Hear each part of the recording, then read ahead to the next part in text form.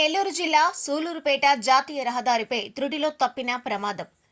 సూలూరుపేట సమీపంలోని NH-16 వద్ద ఉన్న MR రెసిడెన్సీ సమీపంలో ఒక వ్యక్తి బైక్ పై అదుపు తప్పి కింద పడిపోయాడు. అదే సమయంలో మరో వ్యక్తి అతనిని రక్షించేందుకు బైక్ ఆపి దిగాడు. ఇదే సమయంలో హైదరాబాద్ నుంచి చెన్నై వెళ్తున్న భారీ కంటైనర్ వారి వెనుక నుంచి వస్తోంది. కంటైనర్ డ్రైవర్ చాకచక్యంగా స్పందించి బండిని నిలిపే ప్రయత్నం చేశాడు. అయితే ఈ క్రమంలో అతని కంటైనర్ సైతం అదుపు తప్పి బోల్తా పడింది. ఈ ప్రమాదంలో ప్రాణాపాయం త్రుటిలో తప్పింది. సంఘటన స్థలానికి చేరుకున్న సూలూరుపేట పోలీస్ సిబ్బంది, టోల్ ప్లాజా సిబ్బంది, జేసీపీ క్రాన్ సాయంతో కంటైనర్ను సరిచేశారు. ఈ ఘటనలో ఎవరికీ గాయాలు కాకపోవడం వల్ల ఒక పెద్ద ప్రమాదం నుంచి బయటపడ్డారని అధికారులు తెలిపారు.